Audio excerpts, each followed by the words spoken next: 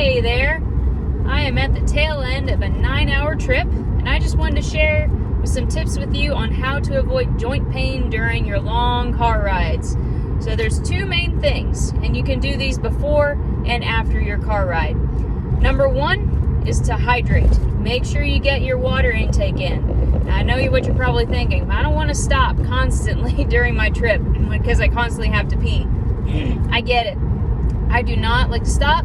I like to get where I'm going and just be done with the trip as quick as possible.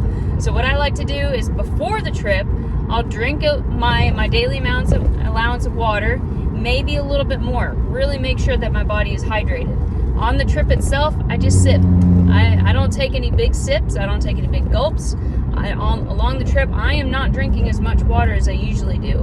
However, when I'm done with my long stretch and I'm either spending the night or I'm home, whatever, I make sure that I get my daily allowance of water in and make sure I keep up with that hydration. Thing number two is to move. So that's super important, especially during your trip. Man, let me tell you, this has been a game changer for me, is that every time that I stop on a trip, I will do some sort of movement, whether that's a little bit of exercise or some stretching, and it doesn't have to be really complicated. It doesn't have to be a full workout. So what I did on this trip on the way up is I was getting pretty tired. I was pretty sleepy. I had already worked pretty much a full day of work.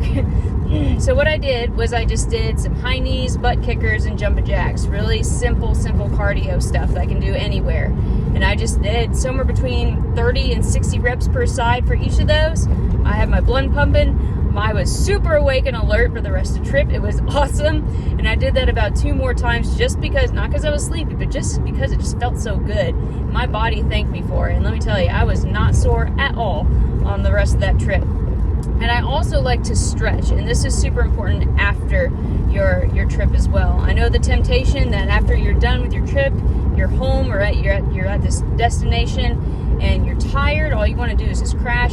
But see if you can resist that even just for 5 minutes, literally 5 minutes. It doesn't take that much. And do some stretches. And so what I like to do is I like to do some quad stretches where I'm pulling my heel towards my butt when I'm standing.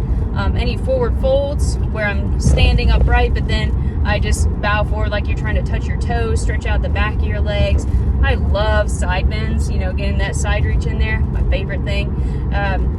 So just some stretches, take your time, breathe, and child's pose. Man, let me tell you. So if you just sit in your chair or on the edge of the bed with your feet flat on the floor and just widen your knees and let your head just sink between your knees, oh my gosh, your back will thank you so much for that after a long car ride.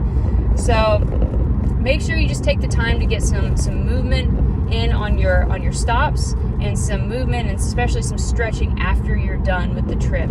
I cannot wait until I'm done. I'm almost home and I cannot wait to stretch right now. I'm so excited. So there's a couple ways you can keep the joint pain away while you're on your trip, and let me tell you, it makes a world of difference.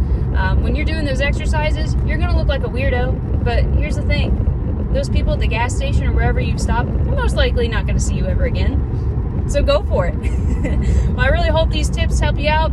Let me know how they work for you.